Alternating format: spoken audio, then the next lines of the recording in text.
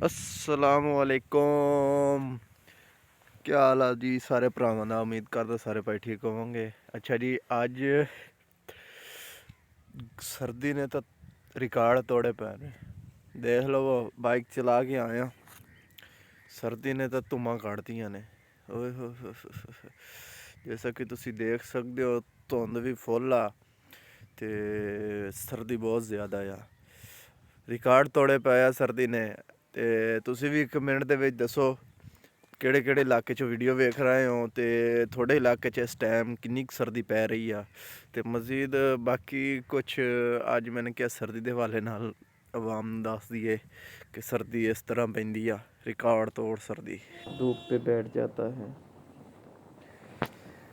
नहीं तो ਜਿਹੜੀ सूरत हाल पिछले 4-5 ਦਿਨਾਂ ਤੋਂ ਹੋਈ ਪਈ ਸੀ, इंसान तो इंसान, जानवर तो जानवर, परिंदे तो परिंदे, हर चीज़ ही परेशान सी। ते अज सुबह सुबह फिर सफ़र किया, मैं फिर चैक कराइए भाइयों नूं ਜਿਹੜੇ ਤਾਂ ਸਫ਼ਰ ਕਰਦੇ ਨੇ ਅੱਗੇ ਡੇਲੀ, ਉਹਨਾਂ ਨੂੰ ਤਾਂ ਪਤਾ ਹੀ ਹੈ ਸੂਰਤ ਹਾਲ ਦਾ। ਬਾਕੀ ਜਿਹੜੇ ਪੈ ਰਹਿੰਦੇ ਨੇ ਬਿਸਤਰਿਆਂ 'ਚ, ਉਹਨਾਂ ਨੂੰ ਵੀ ਸੂਰਤ ਹਾਲ ਦਾ ਪਤਾ ਚੱਲੇ ਕਿ ਬਾਹਰ ਕੀ ਸੂਰਤ ਹਾਲ ਚੱਲ ਰਹੀ ਹੈ। ਤੇ ਸਰਦੀ ਦੀ ਸ਼ਿੱਦਤ ਜਿਹੜੀ ਆ ਉਹ ਬਹੁਤ ਜ਼ਿਆਦਾ ਆ। ਸਰਦੀ ਆਪਦੇ ਅਰੂਜ 'ਤੇ ਆ।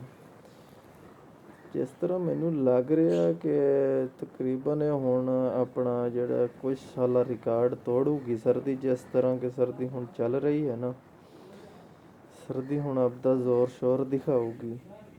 ਤੇ ਬਾਕੀ ਦੁਆ ਕਰੋ ਅੱਲਾਹ ਪਾਕ ਇੱਕ ਆਪਦੀ ਰਹਿਮਤ ਆਲੀ ਬਾਰਿਸ਼ ਦੇ ਦੇਵੇ।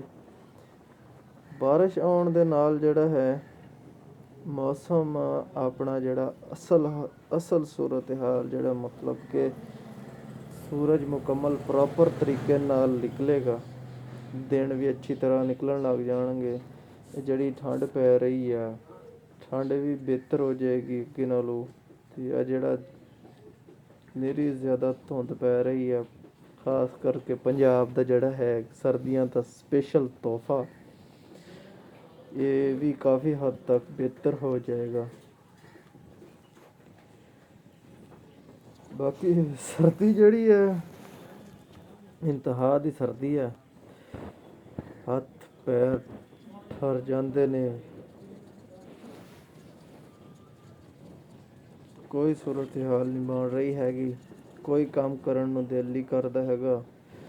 ਤੇ ਬਸ ਦਿਲ ਕਰਦਾ ਬੰਦਾ ਬਿਸਤਰਿਆਂ 'ਚ ਪਿਆ ਰਵੇ, ਲੇਕਿਨ ਬਿਸਤਰਿਆਂ 'ਚ ਪੈ ਕੇ ਵੀ ਤਾਂ ਗੁਜ਼ਾਰਾ ਨਹੀਂ ਹੁੰਦਾ ਹੈਗਾ। ਲਿਹਾਜ਼ਾ ਬਸ ਕੋਸ਼ਿਸ਼ ਕਰੋ ਬਚੋ ਸਰਦੀ ਤੋਂ ਜਿੰਨਾ ਹੋ ਸਕਦਾ। ਗਰਮ ਅੰਡੇ ਖਾਓ ਤੇ ਉਸ ਤੋਂ ਬਾਅਦ ਜਿਹੜਾ ਹੈ ਕਿ ਖੁਸ਼ਕ ਮੇਵੇ ਖਾਓ।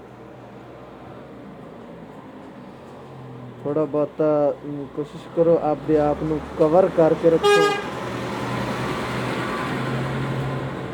ਆਪਦੇ ਆਪ ਨੂੰ ਕਵਰ ਕਰਕੇ ਰੱਖੋ। ਸਰਦੀ ਤੋਂ ਜਿੰਨਾ ਹੋ ਸਕਦਾ ਆਪਦੇ ਆਪ ਨੂੰ ਬਚਾਓ।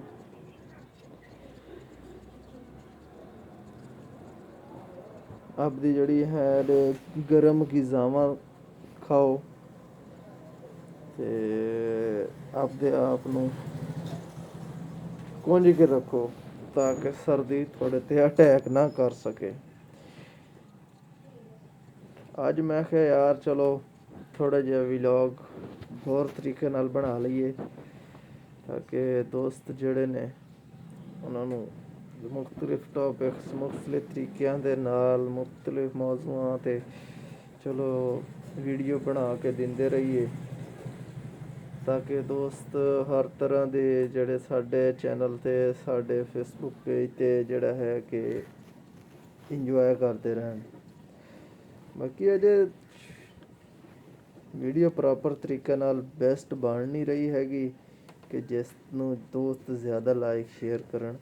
ਬਾਕੀ ਕੋਸ਼ਿਸ਼ ਕਰੋ ਯਾਰ, ਭਾਈ ਨੂੰ ਸਪੋਰਟ ਕਰੋ ਅਤੇ ਇਨਸ਼ਾਅੱਲਾ ਅੱਛੇ ਵੀਡੀਓ ਬਣਾਵਾਂਗੇ ਮਜ਼ੀਦ। ਅਤੇ ਜਿੰਨਾ ਹੋ ਸਕੇਗਾ ਮਜ਼ੀਦ ਅੱਛੇ ਤੋਂ ਅੱਛੇ ਟੌਪਿਕਸ ਤੇ ਅੱਛੇ ਤੋਂ ਅੱਛੇ ਕੰਮਾਂ ਦੇ ਨਾਲ ਵੀਡੀਓ ਦੇ ਨਾਲ ਭਾਈਆਂ ਕੋਲ ਹਾਜ਼ਰ ਹੋਵਾਂਗੇ। ਤੇ ਸਰਦੀ ਦੀ ਸ਼ਿੱਦਤ ਤਾਂ ਤੁਹਾਡੇ ਸਾਹਮਣੇ ਆ।